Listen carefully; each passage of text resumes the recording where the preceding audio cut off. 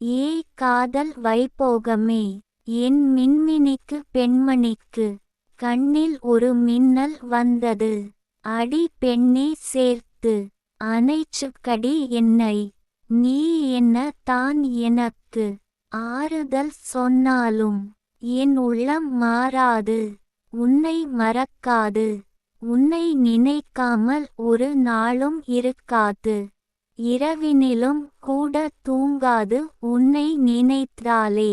எனக்கு தினமும் சுகம்தானடி, உன்னை அணைத்தாலே எனக்கு சொர்க்கம்தானடி. அதை நீயே எனக்கு தினம் தினம் தருவாயடி.